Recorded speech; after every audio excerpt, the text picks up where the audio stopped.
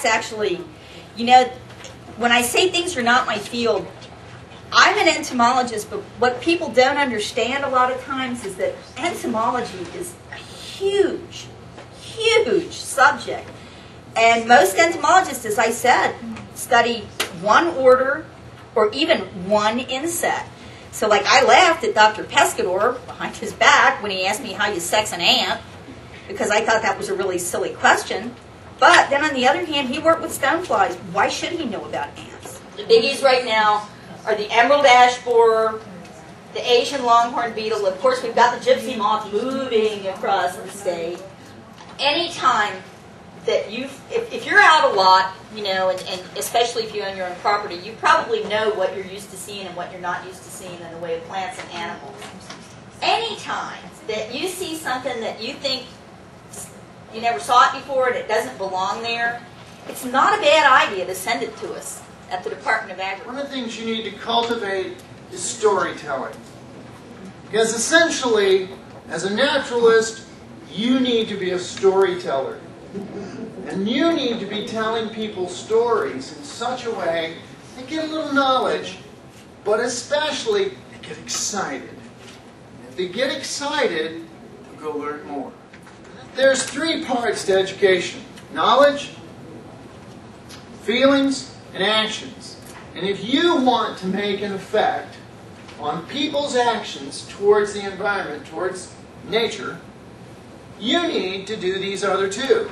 If you want to affect their actions, you need to affect their knowledge and their emotions, their feelings. Flowers. What else? Leaves. The leaves, leaf arrangements, the odor, good. Yeah, where it's growing, because not every tree grows in the water, not every tree grows at the alpine. It all varies. What else? Fruit. Then I want you to start working your way through the tree key, through the tree finder, and get a name on this. A pyramid-shaped spiny capsule, and then around sometimes they'll produce better food sources in the world, because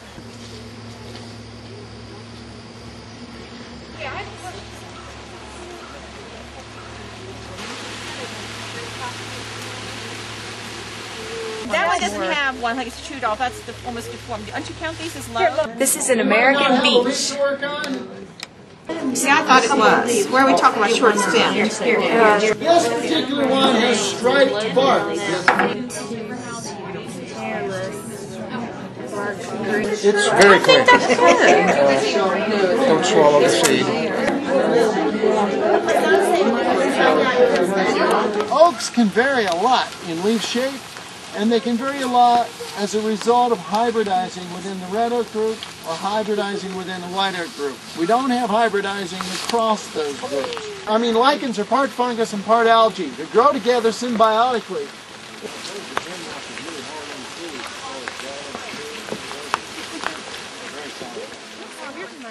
They're usually better. They always say the best time to get cranberries is after the first frost, because then you know that they're really ripe. These are really hard and very, very sour, but edible. Yeah, that's the cranberries. I was asked what the difference is between a bog and a fen. Okay, a fen, F-E-N. British soldier. Okay. Let me double check. Sorry. There it is. So you can see the little teeny droplets of the protein digesting enzymes that they secrete. And they're sticky and they're sweet smelling. Often you find these with like insect carcasses on them.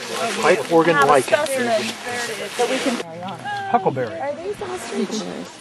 Partridge berry. Oh, look at the little red cap. Okay. That's one leaf, and then each leaf is divided, and each one of these is called a pinnule, and at the base of each one of those is a little tuft of hairs.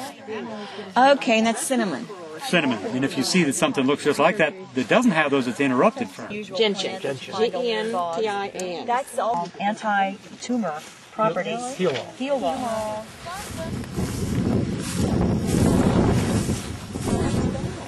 Well, I think it's like this. I have to do this experiment. We need more for tea, Brian. You need to harvest some spearmint, please. The beaver dams will break down, and then the shrubs will move back in, grow up, and some other young beaver will come over the hill and say, hey, great place for a dam. And on the cycle goes, and this just goes on forever.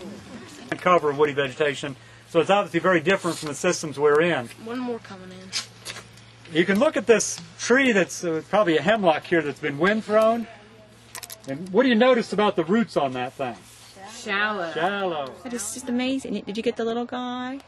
He's so cute.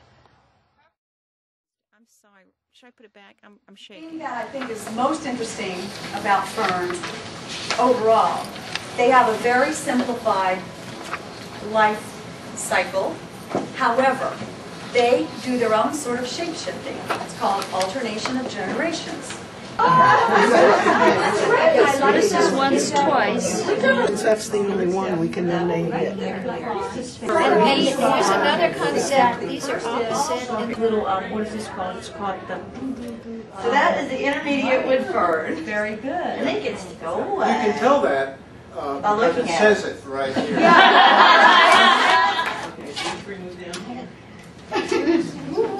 All right. They're slick. And then we get down to these four, or actually there's two on one of the cards here. Once pinnate and more than once. So this is once pinnate and that is a glade fern. Ooh, that's a beautiful fern. And Wet. because you're inhibiting mixing from aloft and bringing down ozone that was produced somewhere else down to the surface in your local area, the chemistry is such that it takes a lot of the ozone back out at night. And so your ozone goes back down to near background levels at night in the low-lying areas. But up here in the highlands, you're just exposed. If you get any kind of structure too close to your tower, the winds are predominantly coming from the west here. And so they're coming over this grassland field. The atmosphere can actually sense that structure, even though it's behind. We're constantly trying out new things here, and that's why sometimes things are a bit more sensitive, and they're not built to be as robust because they're more testing instruments. Where are we? Salsify or oyster plant? oyster plant. You getting back on the road? No, he's fine. We're just looking at data across the board. We have a lot of weather data that's been collected around the country.